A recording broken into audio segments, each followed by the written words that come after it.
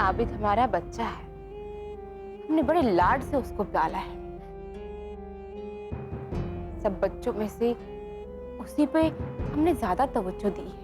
ये सब उसी का नतीजा है बादशाह बेगम। आबिद मियां ने गुल क्या कम खिलाए हैं। अब देखिए उनकी दुल्हन आकर क्या क्या गुल खिलाएगी। हमें तो इस बात की फिक्र है कि शादी से पहले इतनी शर्तें हैं, तो शादी के बाद और कितनी शर्तें रखेंगी। मैं तो कहती हूँ कि जो प्रिंसेस शाकरा हैं, उन्हें बच्ची की जिम्मेदारी लेनी चाहिए। भले वो सौतेली माँ है, मगर बाप तो सगा है। चच्ची अम्मा, ये तो आबिद की बच्ची है, वो तो अपने बच्चे छोड़ आई है। अरे नरगिस, उसका तलाक भी तो इसी वजह से हुआ है ना। बच्चे नहीं पालेगी चाहे शौहर छोड़ दे। अम्मी, आबिद भाई कैसी औरत से शादी कर रहे हैं? आय हाय, अब तुम लोग हमको डराओ मत।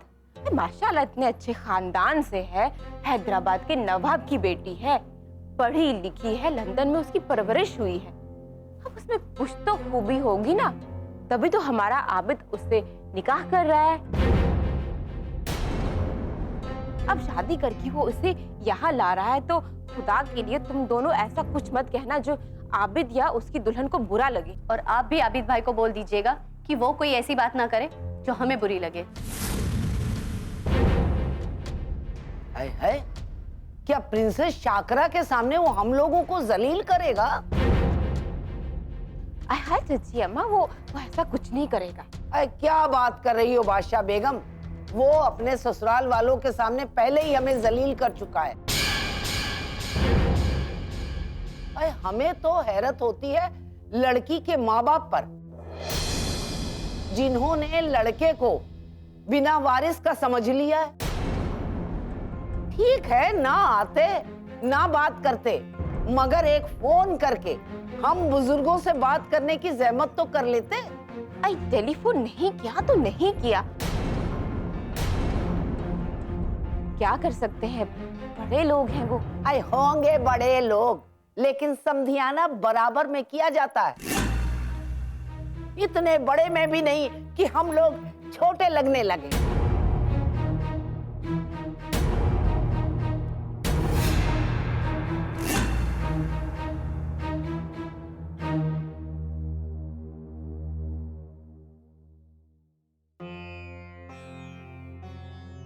चाचा जी प्रणाम। जुग जुग जियो। कैसे आना हुआ? चाचा जी यहाँ बस लखनऊ काम से आया था, सोचा आपसे मिलता चलूं। चाचा जी चाची नहीं दिखाई दे रही?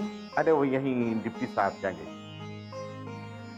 चाचा जी आपने अपनी जो जमीन कल्लू किसान को बटाई पे दे रखी है, एक तो वो छोटी जात का है और चोर भी है।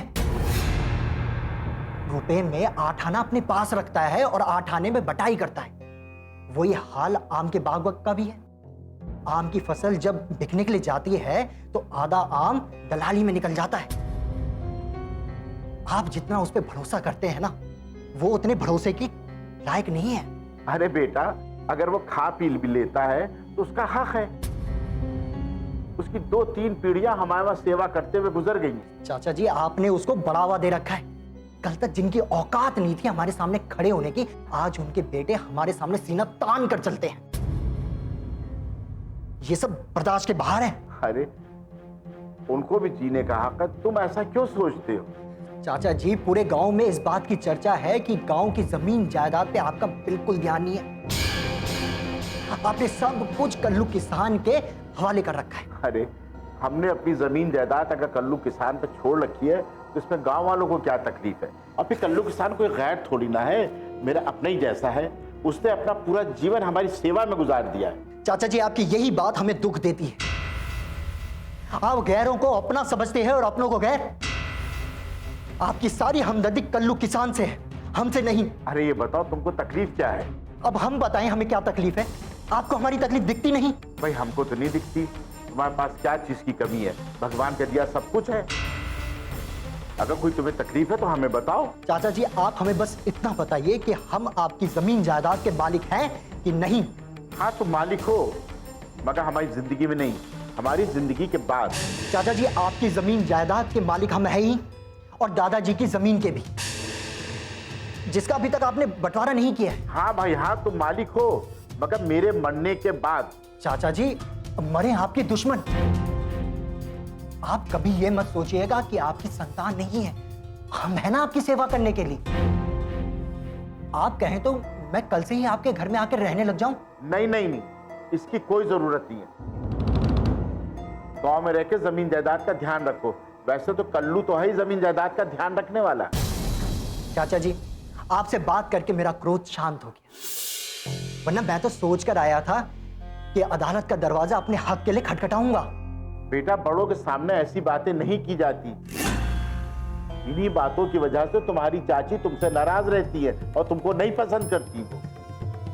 अब क्या कहें चाचा जी, अब चाची जी को तो हमारी सारी बातें क्रोधित ही करती हैं। अच्छा तो चाचा जी, अब हम चलते हैं। जा तो रहे हो, मगर मेरी बात याद रखना, कोई ऐसा काम ना करना जिससे पुरखों की इज्जत खराब हो।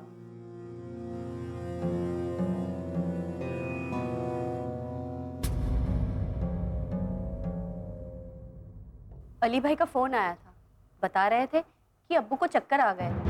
क्या क्या हुआ डिप्टी साहब को? अरे अम्मी, अली भाई का फोन आया था, वो बता रहे थे कि अब्बू को चक्कर आ गए और अब्बू चक्कर खा के गिर गए। ये तो अच्छा हुआ घर पर हुआ, अगर बाहर होता तो बहुत मुश्किल हो जाती। या अल्लाह, जल्दी बताओ अब उनकी तबीयत कैसी है? अब ठीक है, पर लखनऊ आने की जिद कर रहे हैं। बड़े अब्बू की इतनी तबीयत खराब है और ऐसी हालत में वो इतना लंबा सफर कैसे करेंगे? घसीटी गई है साथ में, अपनी मर्जी से नमक मिर्च तेल डालती होगी, इसीलिए डिप्टी की तबीयत खराब हो गई। अब चाची अम्मा, कुछ भी हुआ हो, इस वक्त तो परेशानी हो गई ना। बड़ी अम्मी, अली भाई तो वहाँ है, बड़े अब्बू का अच्छे से ख्याल रख रहे होंगे। आपको परेशान होने की कोई जरूरत नहीं है, अली भाई सब संभाल लेंगे। अम्मी, अब फिक्र मत करिए, नहीं तो फिर से आपकी तबीयत खराब हो जाएगी। जीनत को तो श्रृंगार से फुर्सत नहीं मिलती, उसने बावर्ची खाने का कभी मुंह नहीं देखा और वहां भी नहीं जाती होगी। घसीटी अपनी मर्जी से स्याह करे या सफेद, इससे जीनत को क्या लेना देना। अब चाची, हम नैनीताल में जो कुछ भी हुआ उसका जिक्र अब आप यहाँ क्यों कर रही हैं? नरगिस बेटा, तुम बताओ अली ने और क्या बताया? बता रहे थे कि डॉक्टर को दिखा दिया है, सारी जांचें करवा दी है, बस 1-2 दिन में रिपोर्ट आ जाएगी।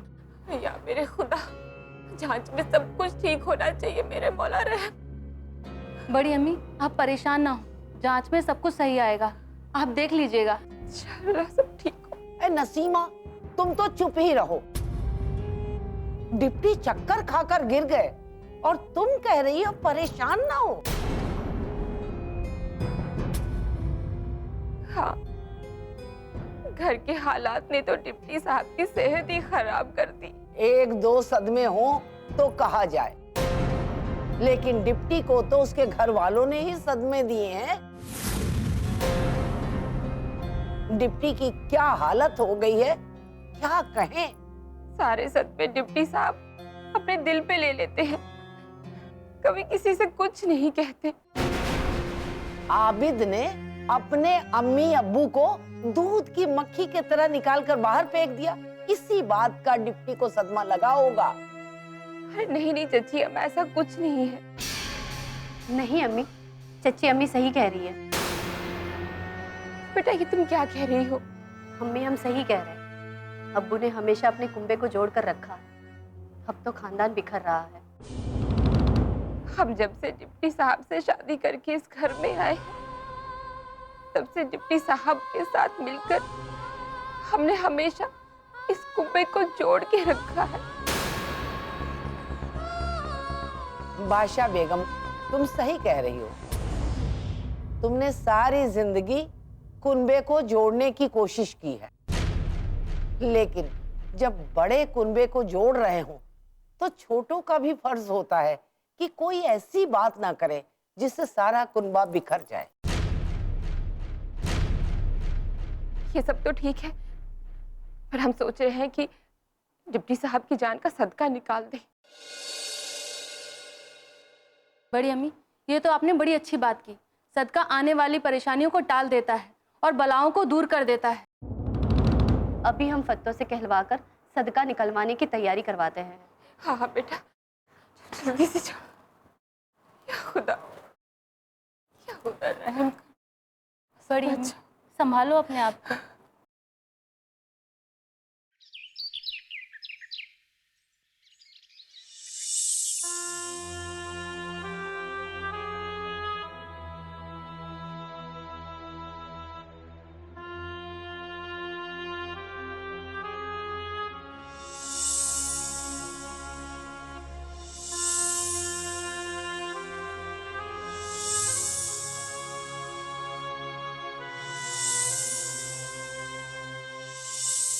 वो चाची हमारा हमारा कमरे में।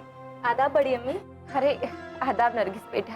बड़ी अम्मी, अब आपकी तबीयत कैसी है? अरे बेटा क्या बताएं, जब से हमने डिप्टी साहब की तबीयत के बारे में सुना है, हम रात पर सो नहीं पाए। बड़ी अम्मी, बड़े अब्बू से बात हुई आपकी? हाँ बेटा, हमारी बात हुई थी डिप्टी साहब से भी और अली से भी। हमें तो बड़ी फिक्र हो रही थी उनके जांच के बारे में। तो बड़े अब्बू की जांच में क्या निकला? डिप्टी की एक बीमारी हो तो कहें, खून में शक्कर है, खून की रफ्तार तेज है और सदमा सहते सहते दिल इतना कमजोर हो गया। अब बेटा क्या बताएं, हमारा भी कुछ ऐसा ही हाल है।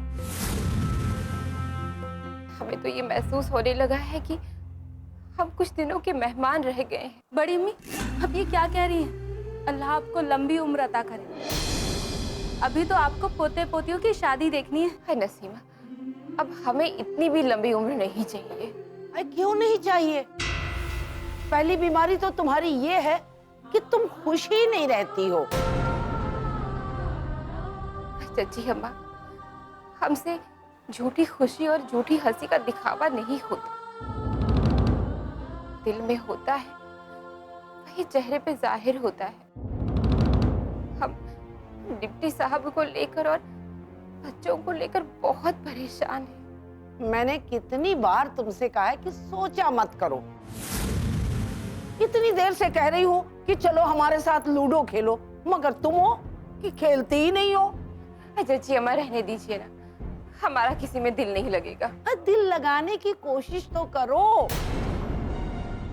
चाची अम्मा, अब रहने भी दीजिए, जब बड़ी अम्मी का दिल नहीं चाह रहा है।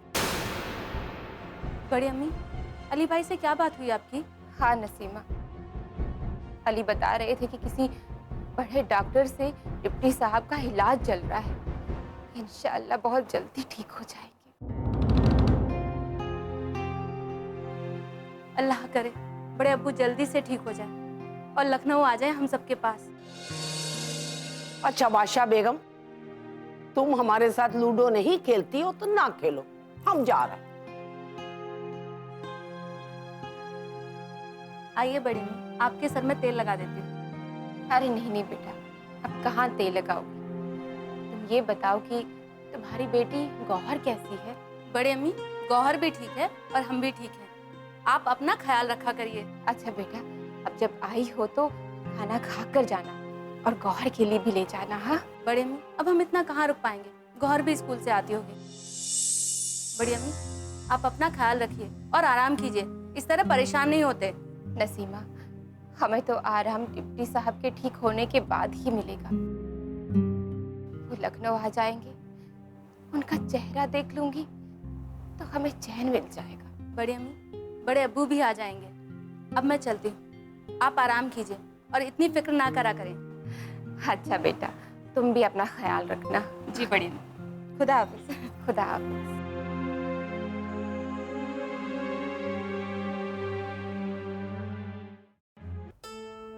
नरगिस, आदाब। अरे नसीमा बाजी, आदाब आदाब। आइए आइए। कैसी हैं आप? मैं ठीक हूँ। अरे वाह, आज तुम कमरे में अकेली, बच्चे नहीं दिखाई दे रहे। वो हाँ, फत्तो आज जिद कर रही थी, क्या शहीदन नहीं, हम ले जाएंगे। चलो ठीक है, बच्चे भी घूम लेंगे और उनका दिल भी बहल जाएगा। अल्लाह भी क्या खूब इम्तिहान लेता है।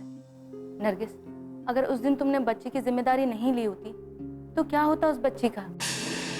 उस दिन आबिद भाई की बात सुनकर हमारा कलेजा ही निकल गया था। कोई कुछ भी कहे, हमें किसी की फिक्र नहीं है। मासूमा की जिम्मेदारी हमने ली है तो बाखूबी हम निभाएंगे। नरगिस, अल्लाह तुमको कामयाब करे बच्चों की अच्छी परवरिश करने में। आबिद की दुल्हन डायना, मासूमा की माँ, बहुत अच्छी थी। अरे आपने कहाँ देख ली? तुम्ही ने तो तस्वीर दिखाई थी, बड़ी अम्मी ने जो कपड़े भेजे थे। अरे हाँ, याद आया, मम्मी ने ही दिखाई थी। आबिद भाई मुकद्दर के बड़े ही धनी हैं। पहली बीवी गोरी मैम और दूसरी प्रिंसेस। क्या बात है, इतनी जल्दी उनको बीवियां भी मिल जाती हैं। आबिद भाई का ये भी एक बड़ा फन है। अब देखिए, प्रिंसेस की आमद है कि वो इसी घर में रहेंगी। वो चाहे जितनी भी अच्छी हो, सुल्ताना भाभी से अच्छी नहीं हो सकती। आप सही कह रही है। सुल्ताना भाभी हमारी भाभी की तरह नहीं, वो हमारी बहन की तरह थी। नरगिस, भाभी का मजा तो तुम्हें इससे भी आएगा जो आ रही है, प्रिंसेस शाकरा। अरे छोड़िए, रहने दीजिए। हो सकता है वो बहुत खूबसूरत इखलाक की हो। अल्लाह करे ऐसा ही हो। मगर आबिद भाई का क्या होगा? वो तो अभी से गुलाम बन गए हैं। सारी शर्तें उनकी बेगम की हैं और आबिद भाई की एक भी नहीं। हाँ, ये बात तो आप सच कह रही है। इसमें प्रिंसेस शाकरा की कोई गलती नहीं है। ये तो आबिद भाई को सोचना था कि अम्मी अबू की इजाजत लेते और अपने खानदान के बुजुर्गों की रजामंदी लेते। नसीमा बाजी, ऐसी खुशियों का क्या फायदा जो किसी का दिल दुखाकर हासिल की जाए। हाँ नरगिस, ये बात तुम बिल्कुल सच कह रही हो। नसीमा बाजी, क्या क्या अरमान थे आबिद भाई की शादी को लेकर। मीरा सुनो के गाने बजते, हम लोग सज धज के जाते और खूब नेक मांगते। हम तो आबिद की दुल्हन को अंदर ही नहीं आने देते जब तक आबिद भाई से नेक ना ले लेते, दरवाजा ही नहीं खोलते। हमें तो चच्ची अम्मा पे तरस आता है। उनके कितने अरमान थे। न जाने उन्होंने कितने घरों में लड़कियां देखी थी और एक घर में तो वो बात भी देकर आई थी।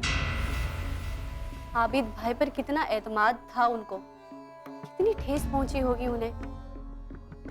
चच्ची अम्मा कह रही थी कि आबिद भाई की इस हरकत से मैं लखनऊ में कहीं निकलूंगी नहीं। लेकिन आबिद भाई ने सबके अरमानों पे पानी फेर दिया, किसी की खुशियों का ख्याल नहीं रखा। आबिद भाई की नाफरमानी की वजह से अब्बू भी टूट गए। अच्छा नरगिस, मैं चलती हूँ, गौहर भी स्कूल से आ गई होगी। नसीमा बाजी, हमने आपके लिए आम का अचार और मुरब्बा रखा है, लेते हुए जाइएगा। ठीक है, लेती जाऊंगी, फिर मिलने आऊंगी। अल्लाह हाफिज। अल्लाह हाफिज।